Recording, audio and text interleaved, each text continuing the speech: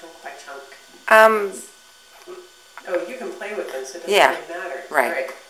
So main thing for all the ones that are hip openers along with stretching is that if you can, you want to be in butterfly position and gradually work this in closer.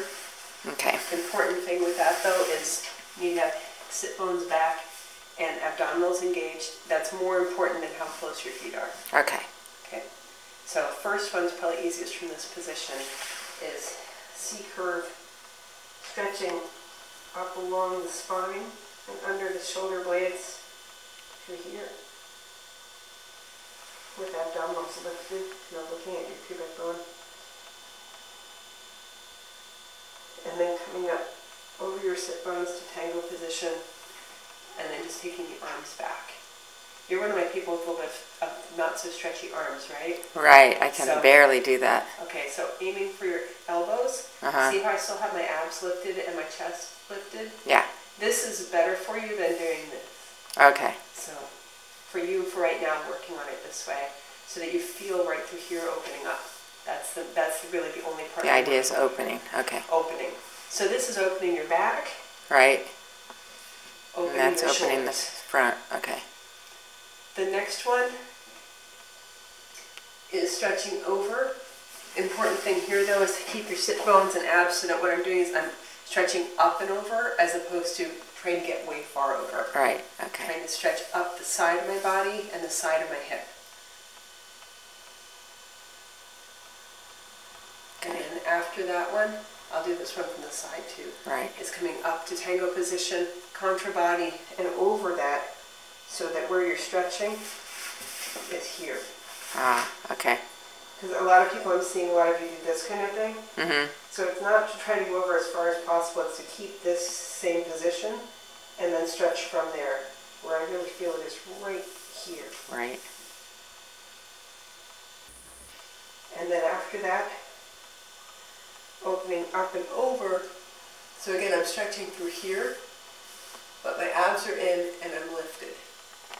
And that's more important than getting way far back somewhere.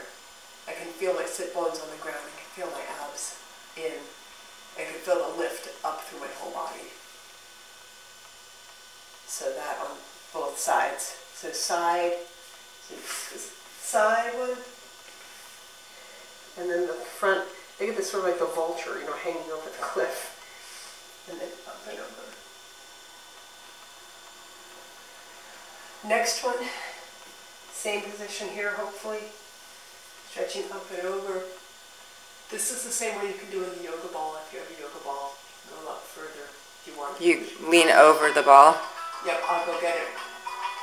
And then coming up to this my position. Phone. I have to go just If you turn want to it answer off. that, I'll go get it. You can also do, I don't know if you can see this from there, you can use the yoga ball and do it against the wall. See how my butt is kind of under the yoga ball? Yeah. And using that as a stretch up and over. Oh, that looks so nice. Yeah. And this way you can work on the stretch and let the ball hold up your back so you're not tightening. And then coming up from there. And that's what she suggested for less flexible people, like my friend who was there with me. The extreme version is you're here, so you have the same open here. Right. And then taking that up and over. Oops, my necklace is getting caught. Taking that up and over so that you're stretching open your hips here and your shoulder blades. So that everything is stretching and then going all the way through your feet. So you stretch all the way up your body. Yeah. I really feel this here right now. Because my abs, I'm lifting my abs even here. And then coming back down, the ball's going to go of getting to this position from that. Aha. So we didn't really do that one in No, class. because you don't have balls. Yeah. But that one's really awesome. Okay. Those are all the back stretch ones. And those are all done with the opening here. So next ones are the feet. I think what this will have to work best if you film down and back is everything we just had before. But now I'm sending my feet, flexing my ankles. I'll do one at a time. Flex the foot, release the toes. Flex the toes, flex the foot. So flexing the toes, release the toes, flexing flexing the foot. Making sure your abs are in while you do this, or it doesn't really do nearly as much. But here, what I really feel by not pointing is I feel a stretch up through here, but also under through here.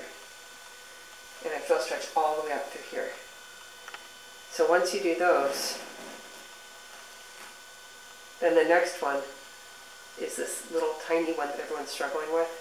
Right. That's just, it's really, as far as I can tell, it's a rotation around the arch. So this is very small. And it doesn't work if you try to flex too much or point your toes. It works best with your toes released. And this foot is really good at it. And just so that you feel better, I'll show you on my awful foot. This foot has to work a lot harder to get that same shape. If you're doing it right, you should be feeling it lengthen through here and up through here is working. So I don't usually do both at the same time, but this gives you the idea of the shape. So then I'm going to keep that shape and do the knees, which maybe is best from in front, I'm not sure, or from the side. So I have my abs in, my sit bones back, my feet in position. Just here so you can see the knees. The aim is to have my foot stay in that position and the knee is crossing the midline. But it's from the abs. So you can think about like a psoas elevator. So instead of going Oh, this is psoas, yeah. It's psoas. And then adding contra body with that. And doing the contra body before the leg.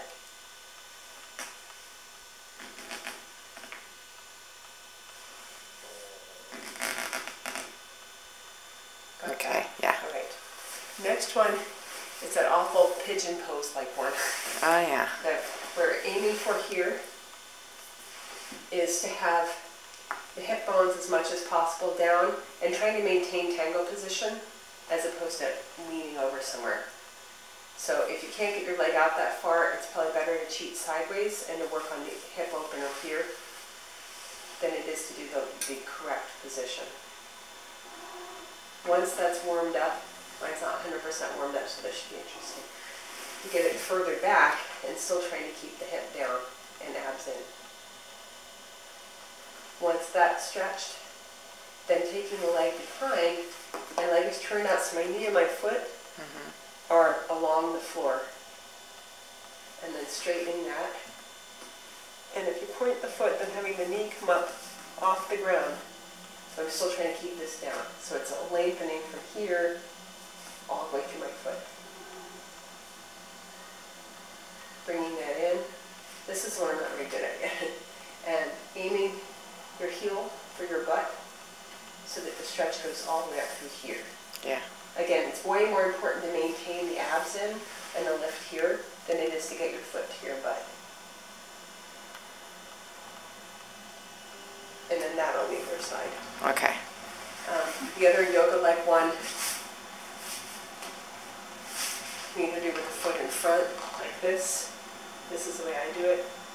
Main thing here again is same position, abs up, and then maintaining that.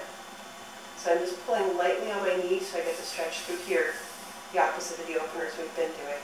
And it's more important to have that right than to twist way far around. Look at the cat. Because my cat likes to be. That phrase called Ramon the Pest. So this one is then just doing that on both sides, but really making sure that sit bones are back, abs are in. And then this can come up higher if you want. You try to keep your shoulders down, like in this, like when we did this stretch, and the lift like the other stretches, and then just making sure these muscles are stretched out. So those are